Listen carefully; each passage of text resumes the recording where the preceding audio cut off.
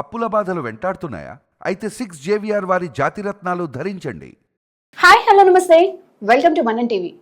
మనకు తెలియకుండానే ఏముందిలే అని చెప్పేసి కొంచెం మన డేటాని అయితే షేర్ చేస్తూ ఉంటాం. అంటే like Aadhaar card, pan card ఇలాంటి డీటెయిల్స్ అన్ని కూడా ఎక్కడ పడితే అక్కడ షేర్ చేస్తూ ఉంటాం. ఒకవేళ ఇలాంటివి షేర్ చేస్తే అసలు ఎలాంటి కాన్సిక్వెన్సెస్ మనం ఫేస్ చేయాల్సి వస్తుంది అనేది తెలుసుకుందాం. ఇప్పుడు మనతో ఉన్నారు చార్టెడ్ అకౌంటెంట్ మహేష్ గారు. హాయ్ మహేష్ గారు. హలో రమ్య గారు. విన్నారు కదా, మనం pan card, Aadhaar card shopping malls లో కూడా ఇస్తుంటాం. సరే ఏముందిలే అనుకొని ఇచ్చేస్తుంటాం. ఇలాంటివి షేర్ చేయడం వల్ల అసలు ఎలాంటి ప్రాబ్లమ్స్ మనం ఫేస్ చేయాల్సి వస్తుంది అంటారు? బేసికల్లీ అండి, మీ పర్సనల్ డేటాని ఎవరికి షేర్ చేయకూడదు మేడం. షేర్ చేయడం వల్ల ఏమవుతుందంటే మీకు తెలియకుండానే మీ డేటాని వాళ్ళు ఎక్కడైనా వాడే ఛాన్స్ ఉంటుంది. ఓకే, సపోజ్ ఇప్పుడు మీరు కనుక ఒక పాన్ కార్డు సంథింగ్ ఇచ్చారనుకోండి, పాన్ కార్డ్ తోటి ఏముందిలే అని ఇచ్చేస్తే మీరు అన్నట్లే ఒక షాపింగ్ మాల్ జ్యువెలరీ షాపింగ్కి వెళ్తారు, 50,000 దాటితే పాన్ కార్డ్ సబ్మిట్ చేయమంటారు. అక్కడ మీరు అనే కాదు, ఏ పాన్ కార్డ్ ఇచ్చినా వాళ్ళు యాక్సెప్ట్ చేస్తారు. సో అలాంటప్పుడు మీ పాన్ కార్డ్ని ఒక 1 CR జ్యువెలరీ ఎవరైనా కొని వాళ్ళు ఇచ్చేస్తే ఆబ్వియస్లీ మీరు కొన్నట్లే అవుతుంది కదా. అది అల్టిమేట్గా డిపార్ట్మెంట్ మీ దగ్గరికే వచ్చేస్తుంది. ఇది చాలా పెద్ద రిస్క్ అండి. ఓకే, సో దాన్ని బట్టేసి మీరు పర్సనల్ డేటా అనేది చాలా జాగ్రత్తగా ఎవరికి ఇవ్వాలి, ఎవరికి ఇవ్వకూడదని చూసుకొని ఇవ్వండి. నెక్స్ట్ ఇంకొకటి వచ్చేసి స్పెసిఫిక్గా ఆధార్ అనేది ఈరోజు అన్నిటికీ ఆధార్ అడుగుతున్నారు. ఆధార్ అడిగినప్పుడు మీరు డైరెక్ట్గా ఆధార్ కార్డు కనుక మీరు ఇచ్చేస్తే అది ఎక్కడ ఎలా వాడతారో మీకు తెలీదు. సపోజ్ మీరు బ్యాంక్లో ఒక దగ్గర ఆధార్ ఇవ్వాలి అనుకున్నారు, పాన్ ఇవ్వాలి అనుకున్నారు. సో అలాంటప్పుడు క్లియర్గా మెన్షన్ చేయండి. డాక్యుమెంట్ జిరాక్స్ ఇస్తుంటారు కదండి, జిరాక్స్లో మెన్షన్ చేయండి, for this purpose I'm giving this Aadhaar and pan అన్నట్లు. నేను ఇలా ఇస్తున్నానండి, ఇలా ఇస్తున్నానని చెప్పేసి మీరు రాసిస్తే దాన్ని వేరే దగ్గర వాడడానికి కొంచెం స్కోప్ తగ్గుతుంది.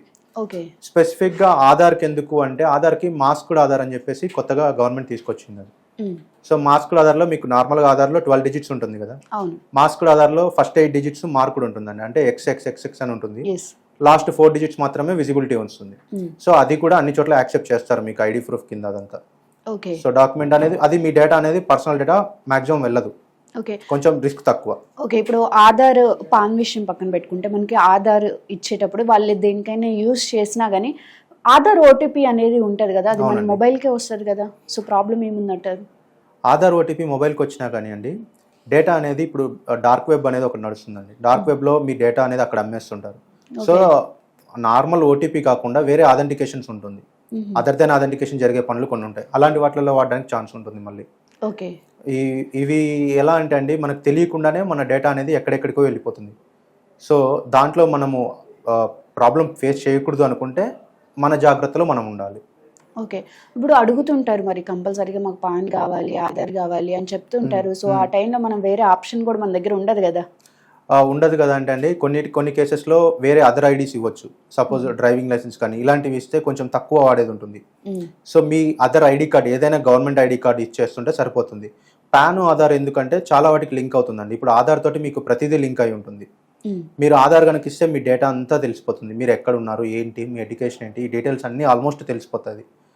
సో బ్యాక్ ఎండ్లో ఏం జరుగుతుందో నార్మల్ పబ్లిక్కి తెలియదు. దానివల్ల ఇష్యూస్ అనేది చాలా ఎక్కువ అవుతుంది. మీరు better to give masked Aadhaar or any other document, any government issue document. Photo ID card అని అంటారు, మీరు క్లియర్గా చదివితే ఎనీ ఇన్స్ట్రక్షన్ మీరు ఇచ్చే దగ్గర photo ID card government issued అని ఉంటుందండి. దాంట్లో ఆధార్ పాన్ అనే కాదు, ఇంకా మనకి చాలా డాక్యుమెంట్స్ ఉన్నాయి దాంట్లో ఇవ్వడానికి. సో వాటిలో ఏదైనా ఇవ్వచ్చు. ఓకే, ఇప్పుడు మీరు ఇందాక అన్నారు ఒక ₹1,00,00,000 గోల్డ్ తీసుకునే వాళ్ళు మీ పాన్ ని యూజ్ చేయొచ్చు అని అన్నారు. సో ఐటీ వాళ్ళు మీ దగ్గరికి వస్తారని చెప్పారు.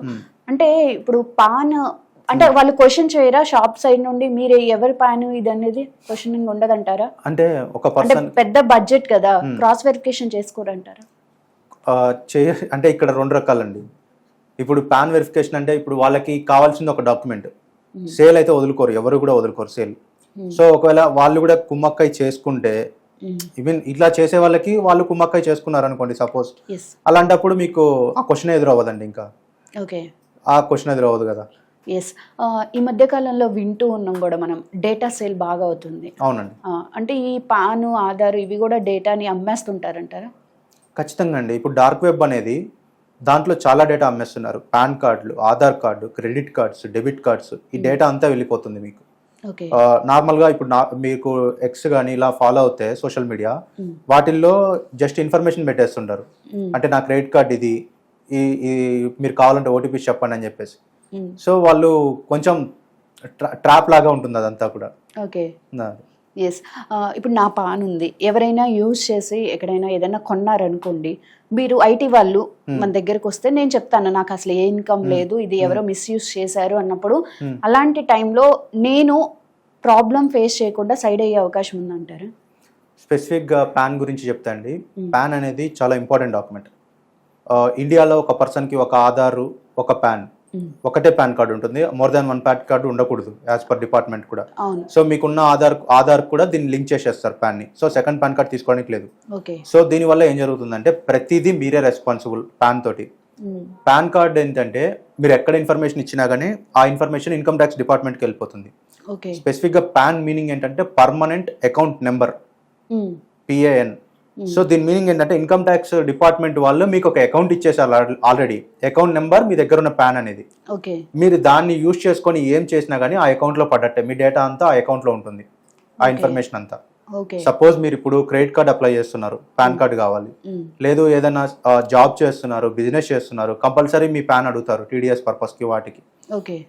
లేదు అంటే మీరు ఒక కంపెనీ ఎస్టాబ్లిష్ చేద్దాం అనుకుంటున్నారు అనుకుంటే మీరు ఎవరు అనేది మీకు డిన్ అలాట్ అవుతుందండి, డైరెక్టర్ ఐడెంటిఫికేషన్ నెంబర్ అని చెప్పేసి. అది కూడా డిపెండింగ్ అపాన్ యువర్ పాన్. మీకు ఆల్రెడీ మీ పాన్ మీద ఒక డిన్ ఉంటే ఇంకో డిన్ ఇవ్వరు. సో దాని మీద వచ్చేస్తుంది.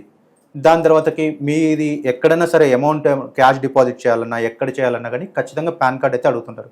గోల్డ్ పర్చేస్ చేయాలన్నా ఇవన్నీ చోట్ల. ఇప్పుడు నేను చెప్పిన ఎగ్జాంపుల్స్ అన్నీ కూడా ఈ డిపార్ట్మెంట్కి వెళ్ళిపోతుందండి ఇన్ఫర్మేషన్ అంతా.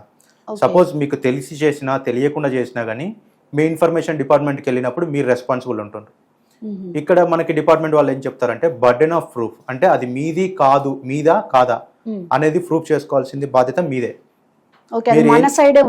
మీదే అండి. ఎవరైనా సరే ఏం చేసినా గానీ మీరే. మీరు గోల్డ్ కొన్నారు లేదా మీరు శాలరీ ఎర్న్ చేశారు. సపోజ్ మీరు ఉన్నారండి, ఒక కంపెనీలో చేయలేదు కానీ ఆ కంపెనీ పేరు మీద ఒక 10 లక్షల శాలరీ వచ్చేసింది. మీకు ఇంకా అది మీరు నిజంగా వచ్చిందా రాలేదని ప్రూవ్ చేసుకోవాల్సిన బాధ్యత మీది. మీ ఇన్కమ్ ట్యాక్స్ ఫైలింగ్ లోనో లేదా మిస్ఇన్ఫర్మేషన్ పడింది లేదా రాంగ్ ఇన్ఫర్మేషన్ అనేది మీరే ప్రూవ్ చేసుకోవాల్సి వస్తుంది.